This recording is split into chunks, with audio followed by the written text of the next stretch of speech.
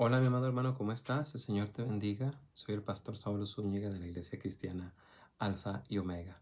Y pues recordándote este camino que llevamos a el nacimiento de nuestro Señor Jesús. Claro, es una tradición, es una costumbre, porque no tenemos la fecha exacta cuando Él nació, ¿verdad?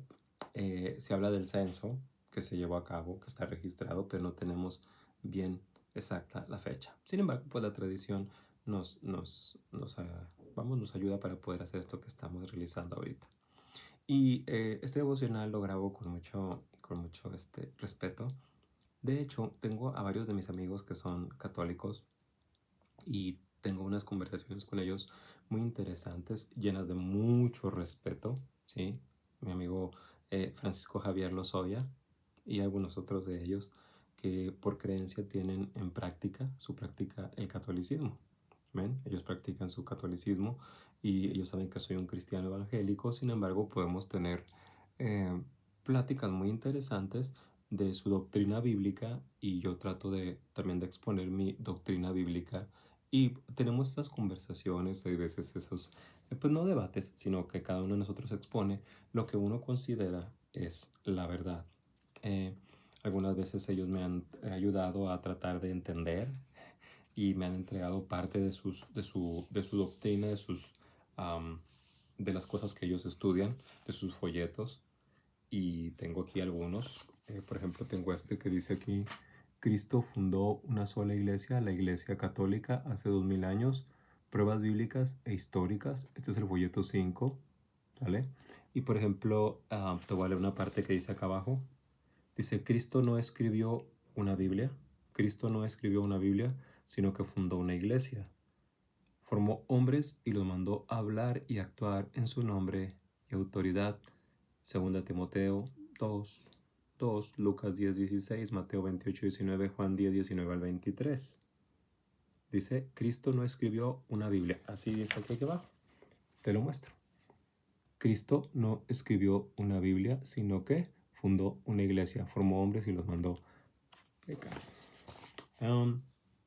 Efectivamente, sí, Cristo él de su propia mano no lo escribió, así es. Sin embargo, el Espíritu Santo inspiró a aquellos santos hombres de Dios, profetas y demás personas como Pablo, que, inspirados por el Espíritu Santo, escribieron el mensaje que Dios tenía para esta humanidad. Cristo no lo escribió de su propia mano, no, pero una parte de la Trinidad inspiró a aquellos hombres para hacerlo. Entonces, pues aquí hay alguna de la información que cuando platico con ellos, ellos tratan de, de ayudarme a entender su doctrina, ¿no?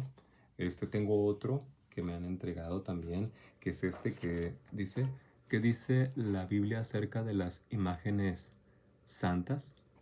Y luego dice, en la Biblia Dios manda fabricar y colocar imágenes santas sobre el arca de la alianza, que nadie os engañe con argumentos tramposos, Colosenses 2:4. Imágenes ordenadas por Dios, imágenes llevadas en hombros sin que signifique idolatría, que no te engañen haciéndote creer que esto es idolatría. Y aquí está. ¿Te fijas esto que está aquí? Esto es lo que te acabo de leer, es esto que está aquí. Y pues ya viene, por ejemplo, acá, qué dice la Biblia acerca de la cruz, etcétera. Y ellos me presentan sus argumentos muy interesantes, que yo estaba estudiando en esto.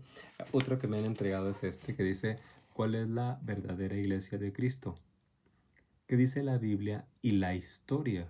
Y ahí está, esta parte que está aquí, dice, ¿cuál es la verdadera iglesia de Cristo? Cristo fundó una sola iglesia y hoy en día hay unas 40, 50 mil iglesias sectas. Cristo dejó las cosas ordenadas fundando su iglesia y el rebelde Lutero causó ese desorden entre los discípulos de Cristo. La Sagrada Escritura dice que Cristo fundó una sola iglesia visible que durará hasta el fin del mundo y a nadie dio poderes de fundar otras iglesias en su nombre. Eso es lo que está aquí. Es esta parte que te estoy mostrando aquí. Y bueno, parte de esto, este sábado, perdón, este viernes, pues lo vamos a estudiar, ¿verdad? Parte de esto lo vamos a estar estudiando en la iglesia este, este viernes. Y sí, tengo pláticas muy interesantes con ellos. con mucho respeto. Ellos me respetan mucho, yo los respeto mucho.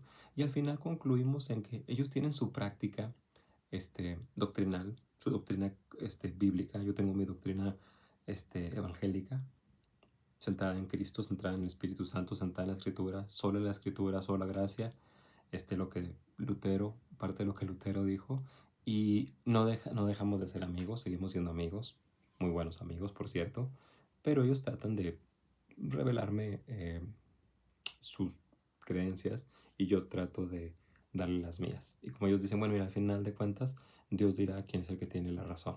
Y yo les digo, amén, que así sea. Y bueno, este video es para hablar un poquito acerca de esto. ¿Qué nos dice la Biblia con respecto a María? Mira, aquí tengo la Biblia y te voy a decir algunos de los puntos que hemos llegado a discutir ellos y yo. ¿Va? Te digo, con mucho respeto, son excelentes amigos. De hecho, tenemos más de ser amigos más de 24, 25 años. Bueno, si tú te fijas en Lucas, en el capítulo número 1, hay 3 cosas que te había marcado en el capítulo 28. Cuando el ángel entra y se presenta con María, le dice, muy favorecida, el Señor está contigo y bendita eres tú entre las mujeres. 3 en 1. Entonces, acuérdate que el ángel Gabriel, cuando viene a María, el único que está haciendo, como es un mensajero de Dios, viene a decir lo que el Padre, el Dios Altísimo, el mensaje del Dios Altísimo, ¿para quién? Para María. Ahora, sí, efectivamente, Dios describió a María, la madre de Jesús, como una mujer muy favorecida. Tú lo puedes ver en Lucas 1:28. Pero no podemos separar y quedarme nada más como muy favorecida. También vemos que tiene el Señor está contigo y también tiene bendita eres tú entre las mujeres. La frase esta, que es muy favorecida, viene de una sola composición de una palabra griega que esencialmente su significado, así para que tú lo entiendas, significa mucha gracia. O sea, que María recibió la gracia de Dios en un estado especial. Amén. Ahora, todos hemos visto esto, sola gracia. La gracia, decimos nosotros que es un favor inmerecido. Es decir, la gracia es una bendición que recibimos a pesar de no merecerla. Amén. Por eso es gracia. Es ese favor inmerecido de parte de Dios. Ahora, María necesitaba la gracia de Dios y lo estamos viendo. Eres muy favorecida. Pero también el versículo me dice que necesitaba la gracia, amén, y también un Salvador, como el resto del mundo. Por eso dice, y el Señor está contigo. Ahora, como el resto de nosotros, María misma lo entendió. Ella lo declara, de hecho, en Lucas, más adelante, en el mismo capítulo 1, en el verso número 47, dice, mi espíritu se regocija en Dios, mi Salvador. Dice, mi alma engrandece al Señor y mi espíritu se regocija en Dios, mi Salvador. Amén. Entonces, ¿por qué está reconociendo ella esto? Sí, esta mujer virgen, María, Miriam, por la gracia de Dios reconoció que necesitaba al Salvador. La Biblia nunca dice que María era alguien diferente, nunca nos presenta como una mujer muy favorecida, pero no como una persona diferente. La Biblia nunca dice que María era alguien diferente. Amén. No lo encontramos aquí. O sea, excepto ser un ser humano normal que Dios elige para una mujer para usarla de manera extraordinaria. Si María era una mujer justa y favorecida por Dios, según Lucas capítulo 1, versículos 27 y 28, al mismo tiempo María era un ser humano pecador que necesitaba a Jesucristo como Salvador, como todos los demás. Ahora, repito, este punto, cuando lo he tratado con mis amigos, ellos me dicen que no es así. Y es muy respetable su punto de vista. Sin embargo, yo siempre que trato de hablar con ellos les digo, bueno, vamos a ver qué es lo que dice la palabra de Dios. Y basémonos en la palabra de Dios. Entonces, no es que saque los versículos de contexto. Por ejemplo, si tú buscas Eclesiastés, ojalá y tengas tiempo de anotar Eclesiastés en el capítulo número 7, en el verso número 20, dice de la siguiente forma. Discúlpame por el celular. Dice, ciertamente no hay hombre justo en la tierra que haga el bien y nunca peque. Lo voy a volver a leer. La Biblia dice en Eclesiastés capítulo 7, verso 20, ciertamente, en verdad, esta es la verdad, no hay hombre. Ahora, cuando dice hombre, abarca hombres y mujeres. No hay hombre justo en la tierra que haga el bien y nunca peque. No lo estoy inventando.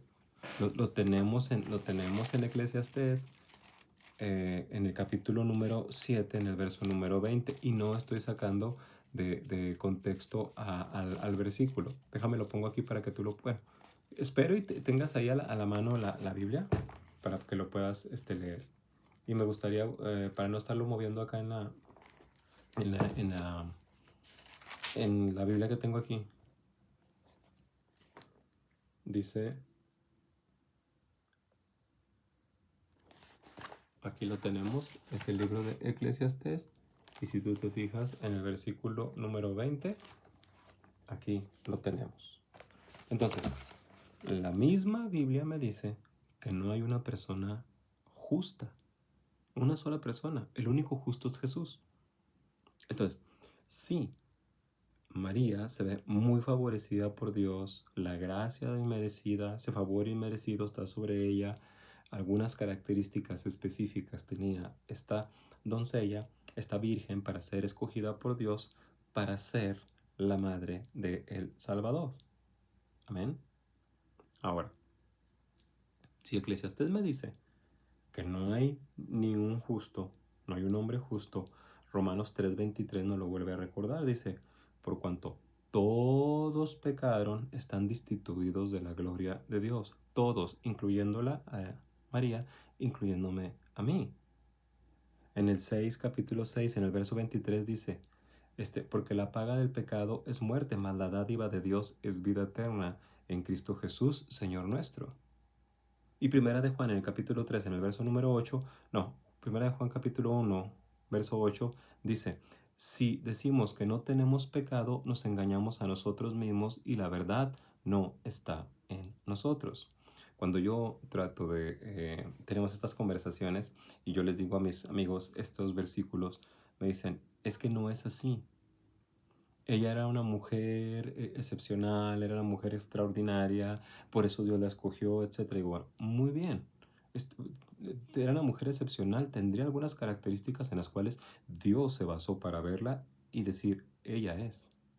Simplemente estamos viendo que si buscamos la genealogía o sea, sus antecedentes de María, su árbol genealógico de dónde viene, pues viene de esa raíz, de esa raíz que fue escogida desde el principio. Amén. Ahora, María es un ser humano común y corriente, como tú, como yo. Obvio. Dios la escogió por características especiales, sí. Por eso es una mujer muy favorecida. Pero como todo hombre o mujer, cuando digo hombre me refiero a los dos, pecador, necesitaba a Jesucristo como Salvador, como todos los demás. Por eso estás viendo que en el versículo 46 de Lucas capítulo 1, verso 46-47 dice, María dijo, de hecho si te leo el 45 dice, bienaventurada la que creyó que tendrá cumplimiento lo que le fue dicho de parte del Señor. Entonces María dijo, mi alma engrandece al Señor y mi espíritu se regocija en Dios, mi Salvador. Entonces, está reconociendo. Ahora, déjame seguir.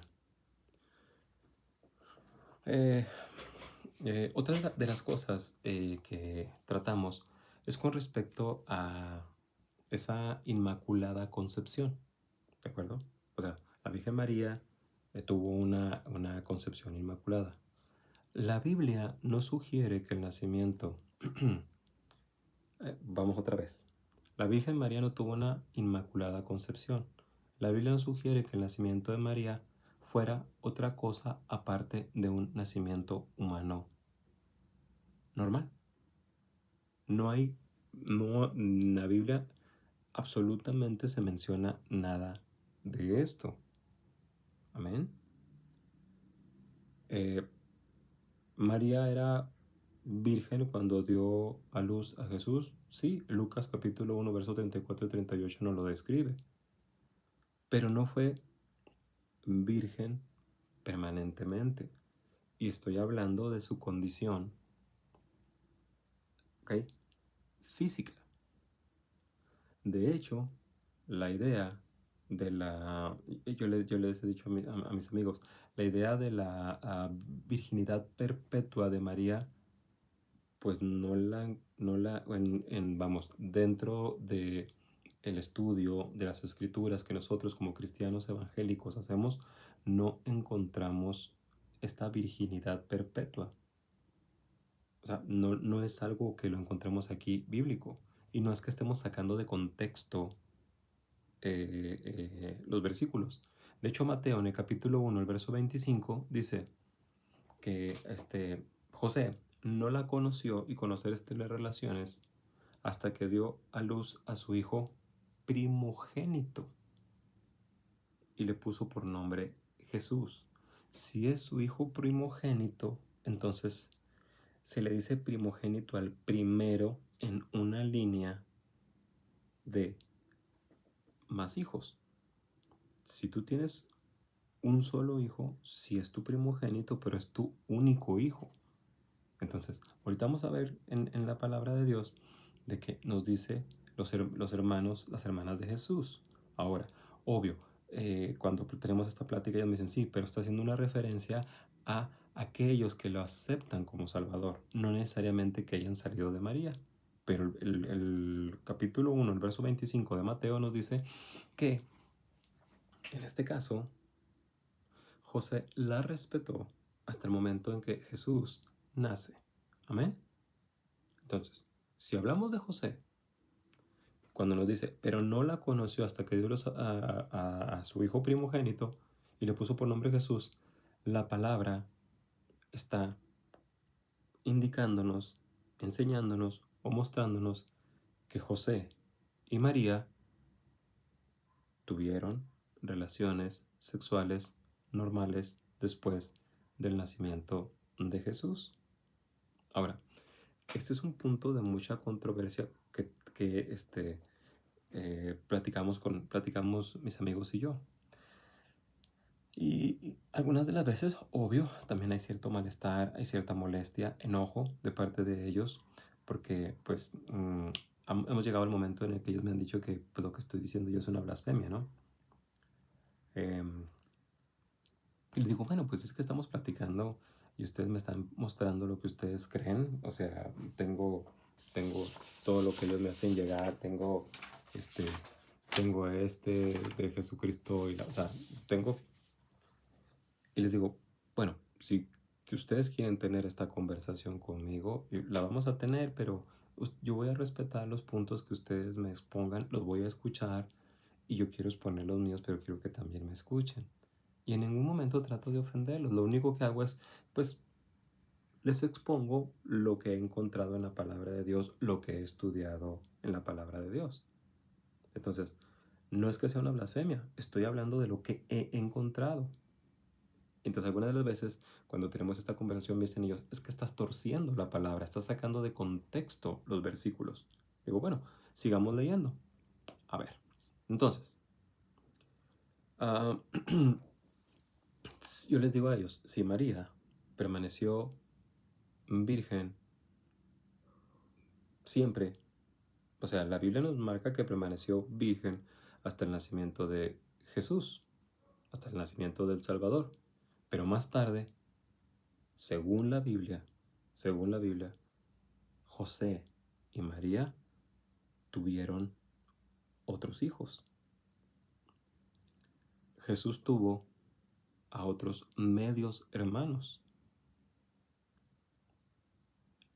Ahora, no es sacar, repito, no es sacar a un versículo de su contexto. Para eso nos sirve la hermenéutica, para eso nos sirve hacer exégesis bíblica.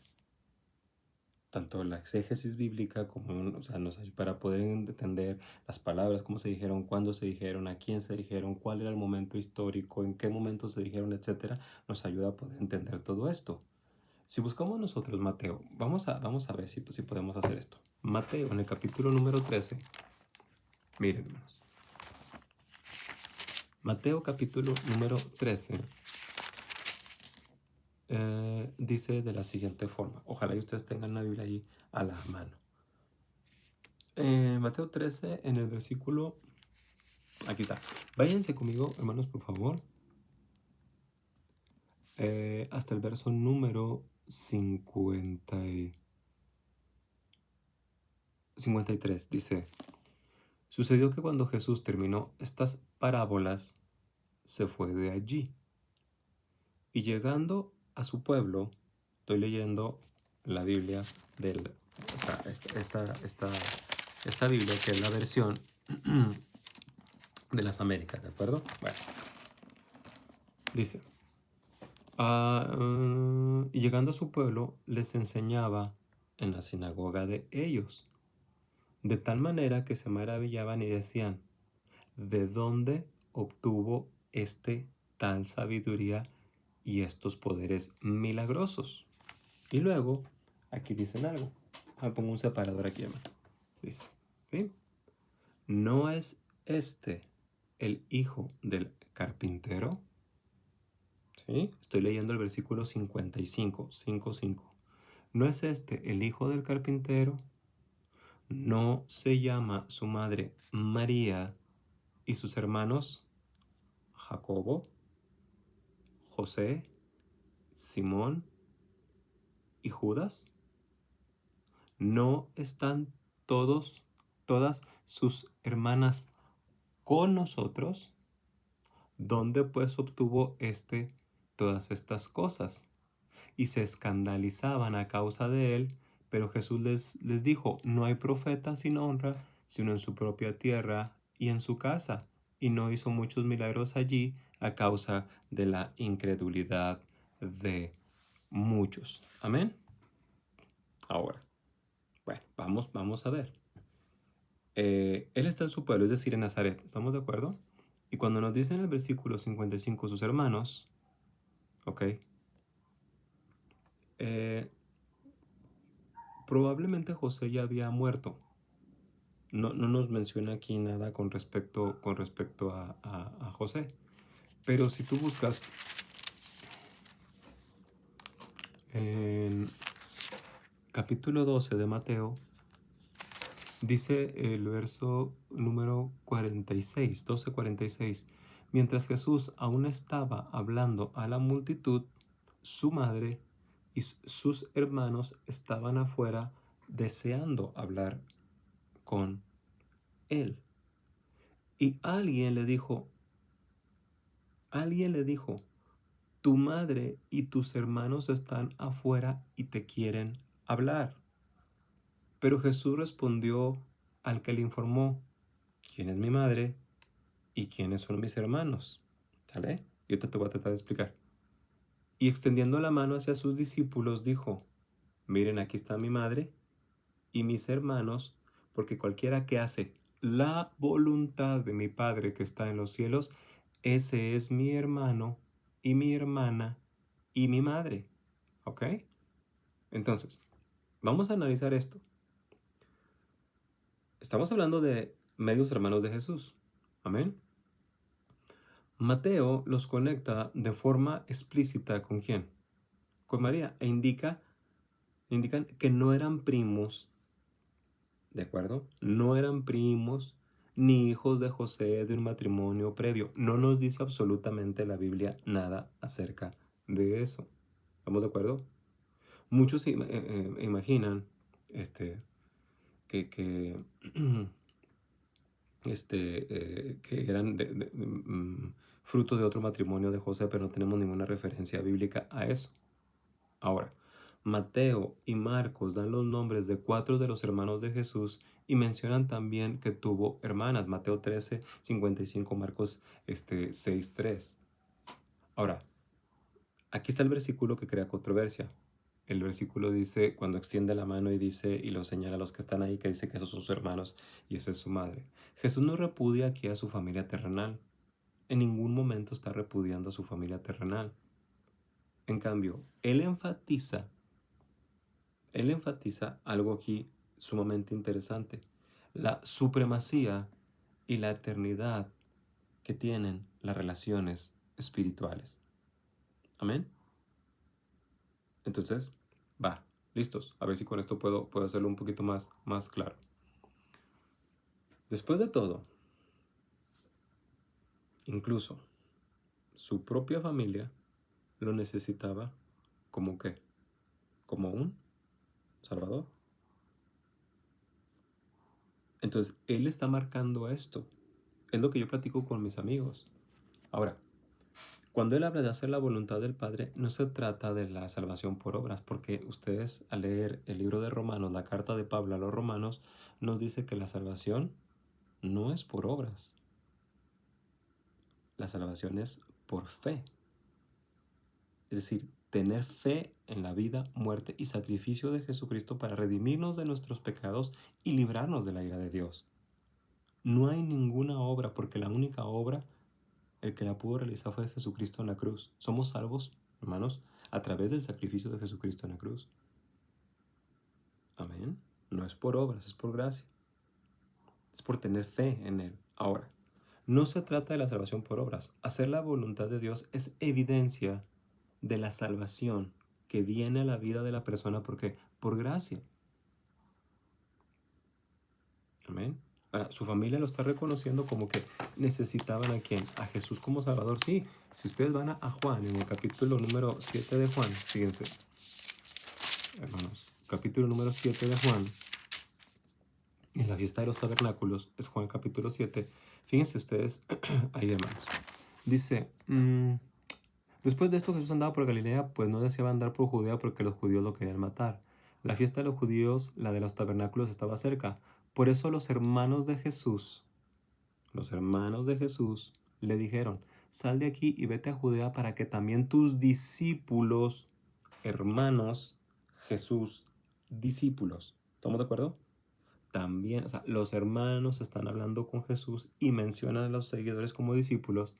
Vean las obras que tú haces, porque nadie hace nada en secreto cuando procura ser conocido en público. Si haces estas cosas, muéstrate al mundo, porque ni aún sus hermanos creían en él. Te lo estoy leyendo de aquí, de la misma palabra. Ahora, ¿quiénes son estos hermanos? Los hermanos que estamos viendo en Mateo capítulo 13, 55. Y estamos viendo aquí, bueno, acuérdate que hay un nombre de Jacobo, de José, de Simón y de Judas. Ahora, ¿te digo algo? ¿Sabes tú quién escribió la epístola de Santiago? Jacobo, su medio hermano. Y si tú te pones a indagar un poquito, ¿sí? ¿Sabes quién fue el líder de la iglesia en Jerusalén? Jacobo. Judas escribió la epístola que también lleva su nombre, en vista de la concepción virginal de Jesús. Ellos solo fueron sus hermanos por el lado de María, porque José no fue el padre humano de Jesús. Los hermanos de Jesús creían lo que querían hacer un espectáculo público con los milagros que obraba el Señor. Ellos mismos querían que se obraran estos milagros para que, para autenticar que en verdad era quien decía que era. Entonces, repito, cuando tú tengas un amigo que practique su catolicismo con mucho amor, con mucho cariño, etcétera, tienes tú que hablar con ellos y con mucho amor decirles cuáles son tus convicciones religiosas. Las hermanas, pues no, de las hermanas, no nos dice cuántas son, Mateo no las menciona nada más. Entonces, Dios bendijo y favoreció a María dándole varios hijos. lo que en esa cultura fue aceptado como la indicación más clara de la bendición de Dios sobre una mujer, porque acuérdate que había muchas mujeres que en ese momento eran infértiles y no podían tener hijos, eran estériles. Entonces, una de las preguntas que muchas de las veces se me ha hecho es, ¿por qué no puedo aceptar estos hechos? Digo, bueno, no los puedo aceptar estos hechos porque simplemente la palabra de Dios, al estudiarla, al escudriñarla, encuentro otras cosas. Y algunas de las veces, cuando estamos en esto, ellos me dicen, es que alguien te las dijo y tú estás creyendo en las palabras de otro hombre y no estás dejando que sea Dios el que te hable a tu vida. Le digo, es al revés. Logro entender la escritura, pero porque el Espíritu Santo me muestra la verdad y creo en esta verdad. Y aparte le doy otro principio, le digo, no hay otro mediador entre Dios y los hombres sino a Jesucristo. María no murió en la cruz por mí, Jesucristo sí. Jesucristo sí murió en la cruz por mí, María no. Ahora, a ver, mira, eh, una vez en cierta ocasión, Jesús está hablando y una mujer entre la gente que estaba ahí dijo, bienaventurado, fíjate, esta mujer dijo, bienaventurado el vientre que te trajo y los senos que mamaste. De hecho, búscalo, mira. Esto está en Lucas, permite. Esto está en Lucas, capítulo 11. Mira, vamos a Lucas 11 para que veas ese episodio es muy, muy interesante. Lucas 11, ¿ven? ¿Lo tienes? Lucas 11.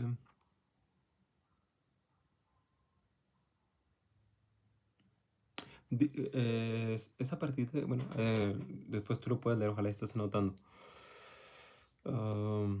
Dice el versículo 23, el que no está a mi lado, contra mí está, y el que a mi lado no recoge, desparrama. Y luego tienes, cuando el espíritu inmundo sale del hombre, pasa por lugares áridos buscando descanso, y al no hallarlo dice, volveré a mi casa de donde salí, y al llegar la encuentra barrida y arreglada, entonces va y toma consigo otros 7 espíritus peores que él, y entrando mueran allí, y el estado final de aquel hombre resulta peor que el primero. ¿Sí? Ok, Jesús está enseñando esto, porque le habían dicho que él, por medio de Belcebú, príncipe de los demonios y estas cosas. Bueno, Jesús aclara el punto. Cuando está aclarando el punto, hay una mujer que está ahí. Dice, mientras Jesús decía estas cosas, una de las mujeres en la multitud alzó la voz, clamó, dijo, dichosa la matriz que te concibió y los senos que te criaron. O sea, estoy hablando de la versión que estoy utilizando ahorita. En el otro, en el Lucas 11:27, en la versión Reina Valera, dice, mientras él decía estas cosas, una mujer de entre la multitud levantó la voz y dijo, bienaventurado el vientre que te trajo, la matriz, y los senos que mamaste. Jesús tiene una respuesta a esto. Dice el 28, al contrario, está contestando Jesús, al contrario, le contestó Jesús, dichosos los que oyen la palabra de Dios y la guardan. ¿Por qué Jesús, siendo Jesús, el Hijo de María, no aceptó lo que se estaba diciendo de él? Es una pregunta interesante que cuando estamos platicando mis amigos y yo les digo, bueno, ¿por qué Jesús, si en este momento se le está dando ese lugar que ustedes dicen que tiene, por qué Jesús simplemente no lo aceptó? De hecho, él dice, de lo contrario, o sea, del lado opuesto. O sea, aquí está en la palabra de Dios. Si tienes una Biblia, busca Lucas capítulo 11 y empieza a leerlo desde el versículo número 23 y te vas a llegar a esa parte. Cuando el Señor en el versículo 28 le está contestando a esta mujer, eso significa, sí, él acepta, sí. Acuérdate lo que está diciendo esta mujer, más que dichoso, más que bendecido, más que feliz, bienaventurado, ¿no? Y Jesús dice, sí, sí, dice, pero más bien, Cristo, aunque no niega la bienaventuranza espiritual que María tuvo al ser la portadora del Hijo de Dios,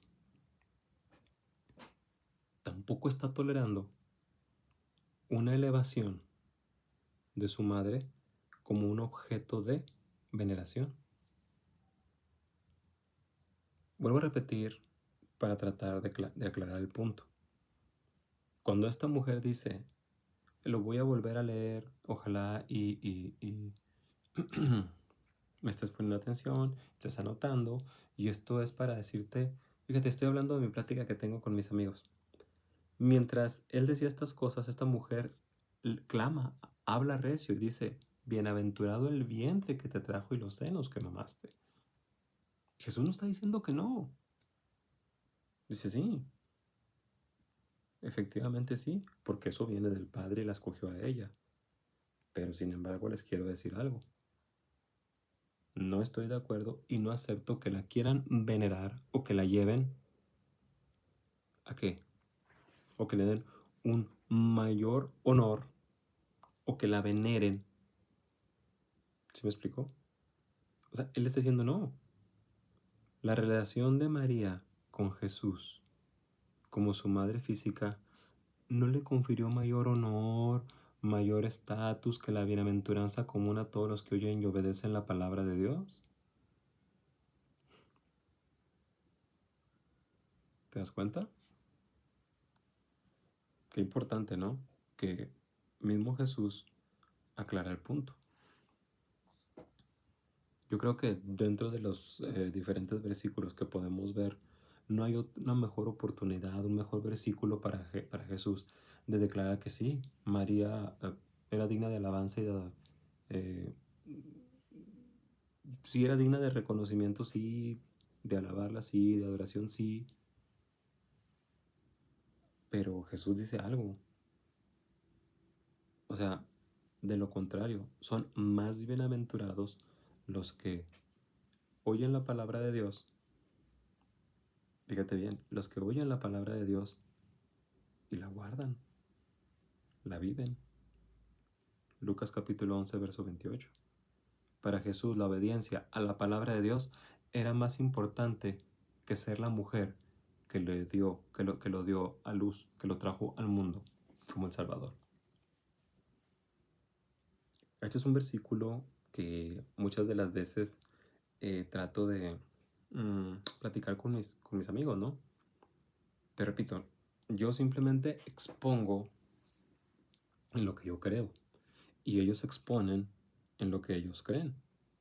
Entonces ponemos los dos sobre la mesa, con ese cafecito que nos estamos echando, etcétera, su doctrina y yo pongo la doctrina que yo creo y la ponemos ahí. Y al final de cuentas, es decir, aquí están los argumentos bíblicos, cada quien tiene que tomar una decisión. Amén. Y yo espero que esto te esté sirviendo a ti. Ahora, si seguimos con esto, en ninguna parte de la escritura Jesús o cualquier otra persona dirige la alabanza o glorifica o adora a María o la tiene más allá de lo que la palabra de Dios nos dice, ¿no? De hecho, Elizabeth, pariente de María, se alaba a María. ¿Recuerdas cuando leíamos Lucas capítulo 1, en los versículos cuando ella va a visitar a Elizabeth? Que llega y la saluda y eh, el bebé que estaba en su vientre salta y fue lleno del Espíritu Santo.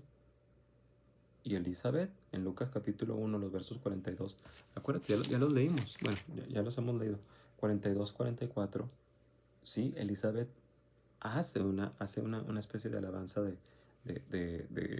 con respecto a María, por lo que ella estaba experimentando en ese momento. Pero su alabanza se basa Es más, vamos a buscarlo para que tú veas. Lucas capítulo 1. Mira, ajá. Vete al versículo número 42. 41. Cuando Elizabeth oyó el saludo de María, la criatura saltó en su vientre y Elizabeth fue llena del Espíritu Santo. Después de que es llena del Espíritu Santo, dice, exclamó a gran voz, bendita tú entre las mujeres y bendito el fruto de tu vientre. Atención, ¿eh? Ahora, vamos a ver si se concentra en María o qué es lo que pasa. Dice, 43. ¿Por qué me ha acontecido esto a mí? O sea, ¿por qué me sucede a mí? Porque tengo este privilegio que la madre de mi Señor venga a mí. Atención con esto, la madre de mi Señor. Jesús no nace, todavía no nace. Pero Elizabeth está reconociendo que lo que en María hay, que es el Salvador del mundo, es el Señor de ella. En realidad, ¿a quién está alabando? Sí, a María. Pero si nos vamos al nivel, pone por encima a Jesús como el Señor y el Salvador. Sigo leyendo. Dice, porque apenas la voz de tu saludo llegó a mis oídos, la criatura saltó de gozo en mi vientre. Fíjate, dice, y bienaventurada la que creyó que tendrá cumplimiento lo que fue dicho de parte del Señor. Entonces María, al escuchar a Elizabeth decir todo esto, María dice en el 46, entonces María dice, mi alma engrandece al Señor. Mi alma engrandece al Señor.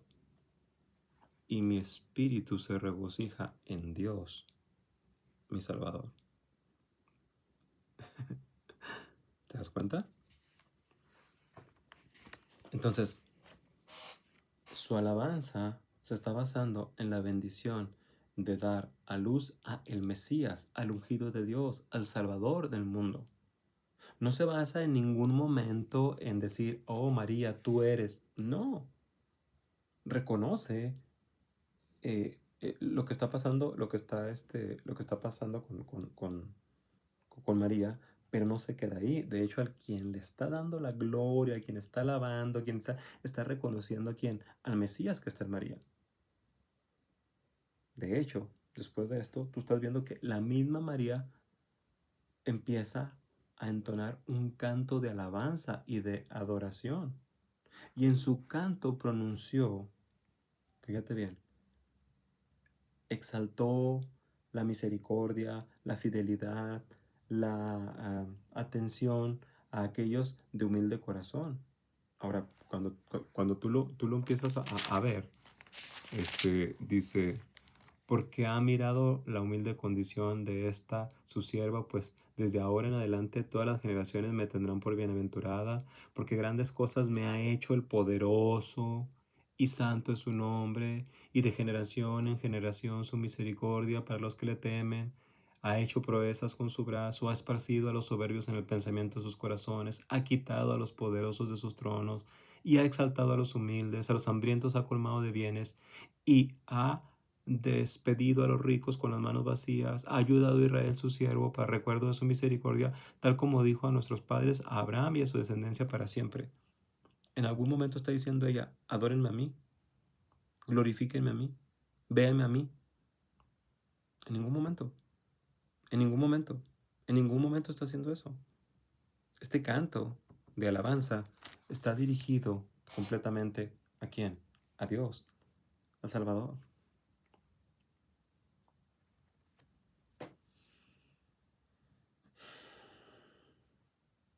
Cuando el ángel viene y la visita, sí.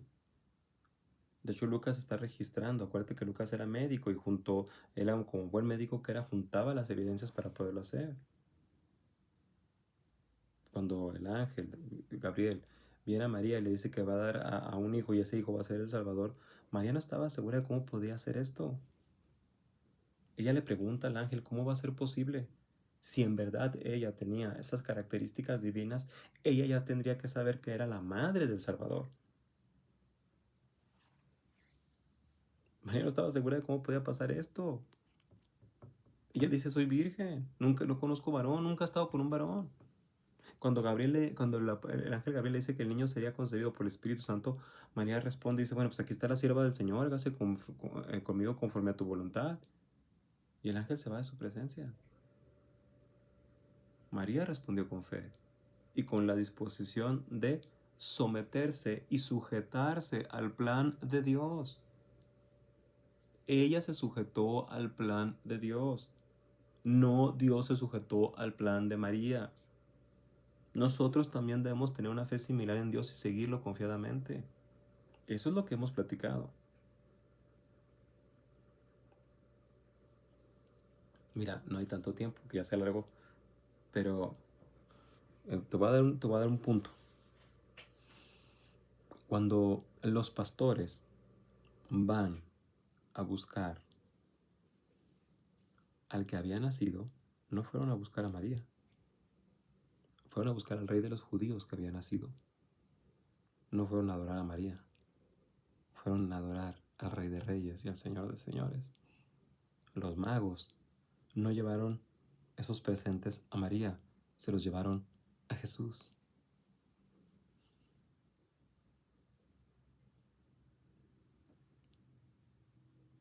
Cuando se presentaron en el templo, ¿te acuerdas de aquel anciano Simeón? ¿Te acuerdas que estaba Simeón había otra mujer ahí? Ay, se me fue el nombre. No recuerdo. Después te digo Simeón. Simeón, él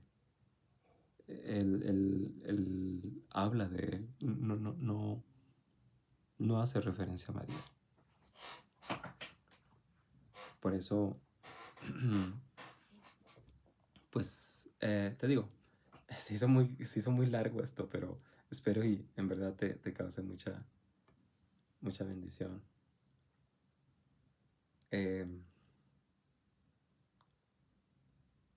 Amo y respeto mucho a mis amigos que profesan esta fe católica.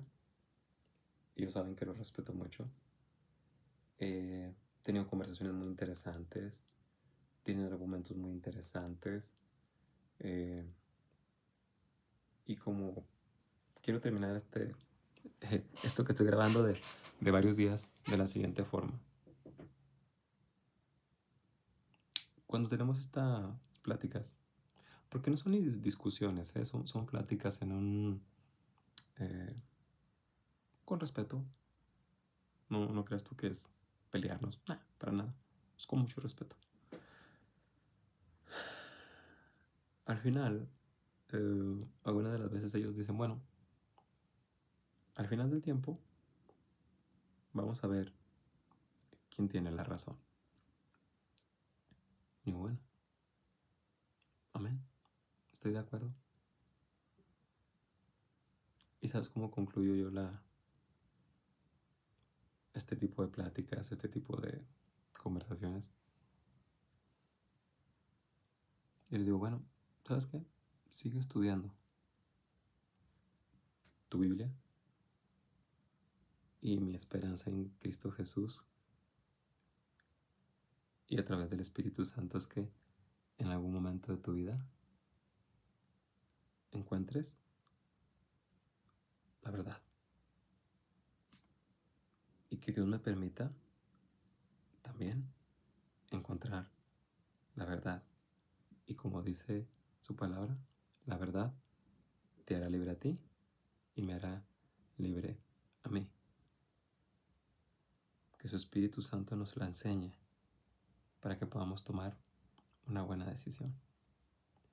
Pues bueno, mi amado hermano, ahorita a grandes rasgos hablamos un poquito de María.